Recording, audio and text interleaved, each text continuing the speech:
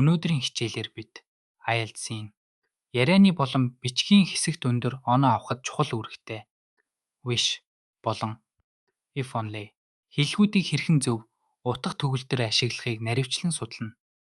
Эдгээр бүтцүүд нь зөвхөн хэл зүйн хувьд баялаг хэрэглээг харуулад зогсохгүй. Сэтгэл хөдлөл, хандлага илэрхийлэхэд тань туслана.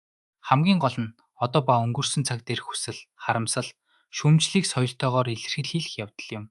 Одоогийн байдалдаа хүсэл илэрхийлэхдээ wish эсвэл үгийн дараа past simple хэлбэрийг ашиглана. Энэ нь бидний одоогийн нөхцөл байдал өөр байсан ч болоосой гэсэн хүсэл эсвэл харамслыг илэрхийлдэг. Жишээ нь I wish I had more free time. Буюу цаг зав илүү их байсан ч болоосой гэдэг нь одоо цаг завгүй байгаа боловч үүндээ харамсаж буйг илэрхийлнэ. Энэ бүтцийг ашиглах нь таны grammatical range and accuracy сайжруулж илүү нарийн сэтгэл хөдлөлийг илэрхийлэх чадварыг харуулна. Харин өнгөрсөн цагт хийсэн үйлдэлээсээ болж харамсах үедээ wish эсвэл if on past perfect цагтай хамт хэрэглэнэ. Энэ нь өнгөрсөнд болж өнгөрсөн зүйлийг өөрчлөх боломжгүйг хүлээн зөвшөөрсөн гүнзгий харамслыг илэрхийлдэг. Жишээ нь I wish I had studied harder for the exam гэж хэлснээр шалгалтандаа муу оноо авсны дараа илүү хичээсэн байсан ч болоосой гэж харамсаж байгааг илэрхийлж байна. Энэ бол таны grammatical range and accuracy дэг харуулах бас нэгэн гайхалтай арга юм.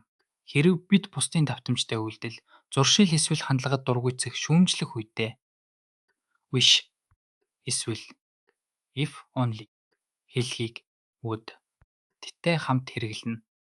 Энэ нь тухайн хүнийг өөрөөр аашлаасай гэсэн хүслийг илэрхийлдэг.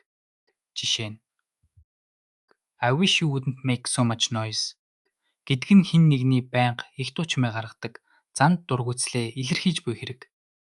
Энэ бол таны fluency and coherence тийг сайжруулж илүү соёлтойгоор дургүйцлээ илэрхийлэх арга юм. Түгээмэл гаргадаг алдаа бол I wish I am rich гэх мэтээр бай. Үйл үгийг буруу хувирах явдал. Харин зөв хэрэглэнэ. I wish I were rich байх ёстой.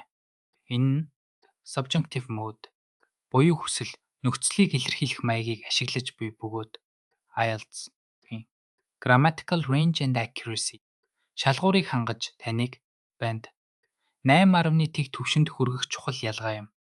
Хэдийгээр ярианы хэлэнд ус гэж хэлэх нь элбэг шалгалтын орчинд were хэрэглэх нь таныг илүү мэргэжлийн түвшинд эзэмшсэнийг харуулна. Одоо бид дасгал хийцгээе. Өнгөрсөн үйлдэлтэй харамслыг зөв илэрхийлсэн өгүүлбэрийг сонгоно уу?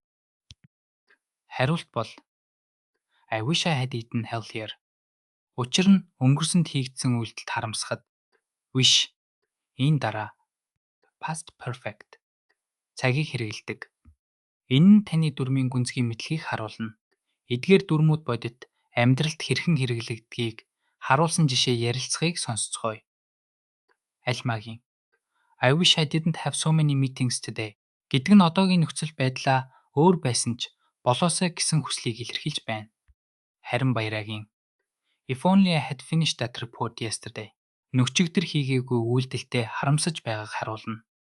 Энэ хоёрын tense хийн ялгаан сэтгэл хөдлөл, цаг хугацааны ялгааг тодтогч таны lexical resource болон grammatical range сайжруулна. Мөн Альмагийн I wish my colleague would stop interrupting me гэдэг нь хамтрагчийнхаа давтамжтай үйлдэлээс болж дургүйцэж байгааг илэрхийлж байна.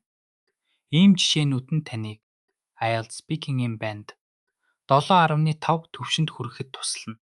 Эдгээр дүрмүүдийг зөв ашиглах нь IELTS-ийн шалгуурт хэрхэн нөлөөлөхийг тайлбарлая. Wish болон if only хэллэгүүдийг үр дүнтэй ашиглах нь таны grammatical range and accuracy буюу дүрмийн цар хүрээ наривчлалыг сайжруулна. Энэ нь илүү өндөр байна. Оноонд хүрэхэд танд туслана. Мөн lexical resource буюу үгийн баялагийг нэмэгдүүлж сэтгэл хөдлөлөө илэрхийлэх олон янзын аргыг танд нээж өгнө. Ингэснээр таны яриа илүү байгалийн утга төгөлдөр болно. Баяртай.